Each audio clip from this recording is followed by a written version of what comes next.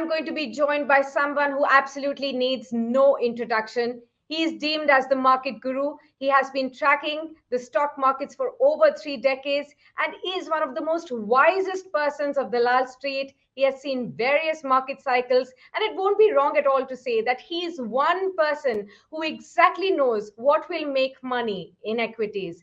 I am joined by Mr. Ramdev Agarwal, Chairman and co-founder of Motilal Oswal Financial Services, on this Money 9 exclusive.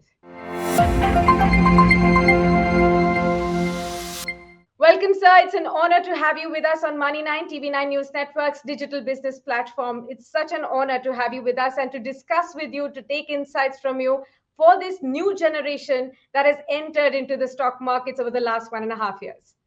So it's my pleasure to be with you and talk about the stock market, which is my passion. So I think it'll be fun. Please go ahead Yes, and absolutely. yeah. Absolutely. And I look forward, sir. And what a stupendous rally that we have seen. Markets are at record highs, the sentiments are buoyant. But I want to start off first by asking you, what do we say to the average guy on the street today?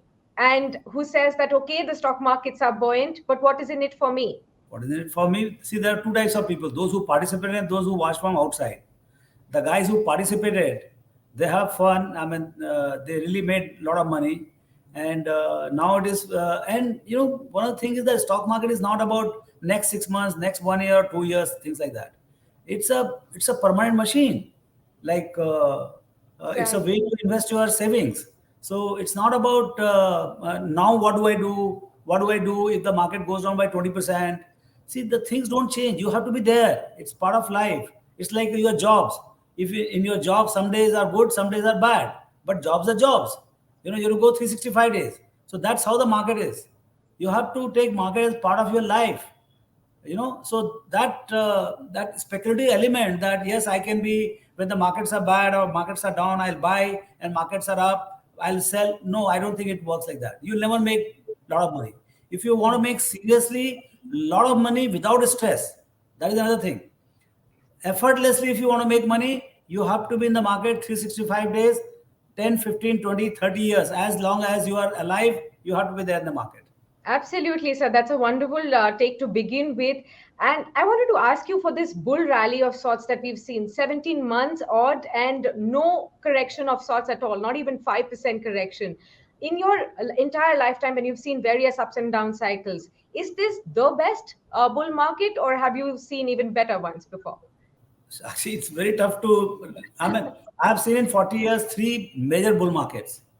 I mean, and nothing can match what happened between 90 and 92, because in those 19 20 months, market went up by 6 times, from 700 Sensex to about 4200. So that was most unprecedented, and you couldn't even sleep in the night. The excitement was so high. So that was the best. I think second best was, of course, this 2003 to 2007. Hmm. But even this has that Hmm. flavor of, I mean, all the four, all the three bull runs, whether it is a tech bull run in 2000, Harsha Mehta bull run, or 2007-8 commodity bull run, even that. So everything, but I think the best was, of course, Harsha Mehta bull run. This Yeah. seems to be in making. Still, it is not fully kind of a done. We are in the midst of it, and let's see how big it becomes. Exactly, and that was what I was coming to, sir, to understand from you, of course, in that huge parabola of markets that we've been seeing, where exactly are we currently and what lies ahead of us? Does this rally still have more legs to go? I mean, I'm an optimist, so I would say there is a lot to happen. I mean, but the pace at which it has happened in last 12, 14 months, that may Hmm. not repeat. Hmm. That may not repeat. So the expectation set by doubling the market in just 12 months after that March, April, COVID, what you call crash.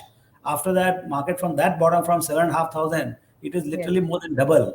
So this Hmm. happens only once. This can happen only after crash. Once the see what has happened is that 12,000 has gone to 7,000. You are not Yes. counting from 12,000. You are counting from 7,000, which is actually wrong mathematics to do. But still, from 7,500 you've gone double. But from 12,500 you've just gone 30-40% up. So it's a Hmm.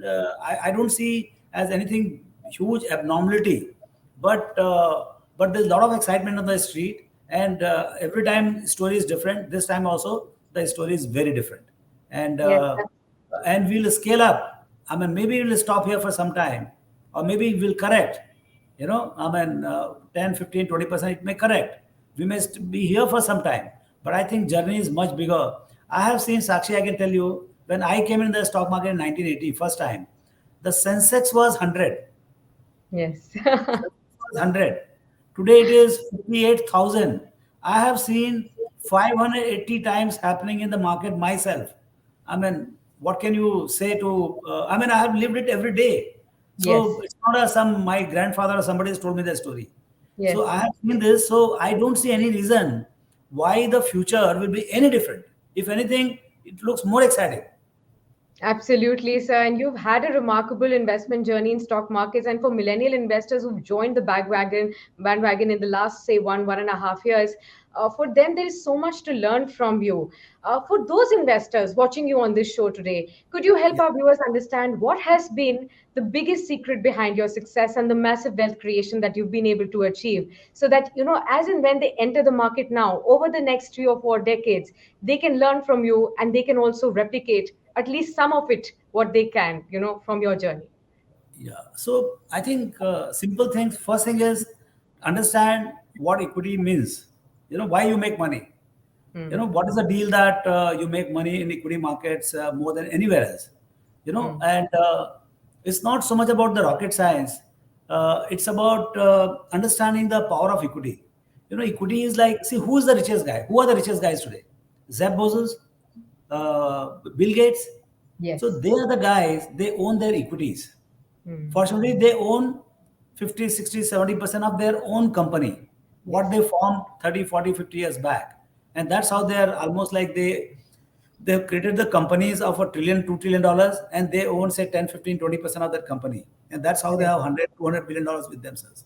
So basically, when you own any, and good thing is that I can also own Microsoft. I could have owned Microsoft from 75, 77, whenever they came in public, maybe in Hmm. early. I could have owned Google from whenever they came in public. The issue is that the real issue is whether you understand a business and how long you want to own it. And as you own it for longer and longer period, the success of the business really makes you rich. And that's how it has been happening. And probably I understood the concept of equities very early in my life because I was doing chartered accountancy. I could understand how equities are exponential in character. Hmm. The full benefit of a success of enterprise goes to equity, and and because of power of compounding, as the economy is growing, your company also grows. Hmm. And as in compounding 10, 20, 30 years at the rate of 25%, in 10 years you go 10x. Okay, Yeah. but that is not important. What happens in 20 years? In 20 years it goes to 100x, and in 30 years it goes to 1000x. So if you get lucky in one or two companies which are good for next 25, 30 years, you are done. Even with a simple investment of 10, 15 lakhs. Wow. And yeah, you can be very rich at the end of 25, 30 years. So understanding few things, the power of equity, power of compounding, and power of buy and hold. I mean, you cannot make money if you're not there 24 by 7, 24 by 365 days. Yes. You cannot break it. Compounding breaks the moment your holding period is gone. The moment you try to see that you will sell and then buy back, I don't think it works. So these are the few things which has to be understood. Equity is the longest term asset. Hmm. People use it for the shortest period. Hmm. That's a basic construct. That is a basic gap. So the moment you are not long term, you become kind of a speculator. Hmm. And the moment you are a speculator, all the what do you call theorems of investing and long-term compounding, they just don't work. So people mix up speculation with the investing for the short term, investing for the long term. I mean, those things have to be understood. They're very simple. I'm not. It's not a very complicated stuff. Buy right, sit tight. That's why our slogan is buy right, sit Hmm. tight. if you and another unfortunate thing is that in stock market everything is not equal. So what happens is that if there are 5 companies, there are 5 outcomes going to be, and one or two of them will actually become zero, and one Yeah. or two of them will become so much bigger that you cannot even imagine. So Right. nobody knows. I mean, very little, very difficult to understand which one will go 1000x and which will become zero. But good thing is, uh, the company where you lose, you can lose 1x only. But the Mhm. company which goes up, it can be 1000 times. It's a very asymmetric deal. Are you understanding what I'm saying? See, And if you it's have, more positive than negative. yeah, so if you have, say, 200 rupees, 100 rupees you put in one company, company A, and 100 rupees you put in company B. So Okay. company A becomes zero. It's a flop. It goes zero. Okay, you lost your 100 rupees. Company B, you are lucky, and company B, there is no limit on the upside. It goes 100x, 1000x. Like Infosys is up 7000x. HDFC Bank is up maybe 500x and it's still counting. So people are obsessed about their losses and they get scared. But it is part of the game. Everybody makes losses. That they must understand. Have And you nobody made can losses? predict them. I'm Pardon? sure people would want to. Have you made losses? People would want to Yes. know. Array, we have made a lot of losses. And if you make the losses in early stage, then that is called tuition fees. So yeah, so your tuition fees will be small. But if you make losses as you become matured, if you want, now I run thousands of crores. When I commit mistake, my losses are running into 50 crores, 100 crores. So Hmm. not to make loss, we become little fearful. Yeah. Yes. And the moment you become fearful, your potential return goes down. Hmm. Then you are not buying anything and everything. So there is always a quid pro quo of risk and reward. So you have to manage your risk and the reward. I mean, reward is going to be disproportionate as you become intelligent, but the risk, see, people are driven, people give too much thought to the risk of the coming to the stock market, and they don't see what is the reward of coming to the stock market.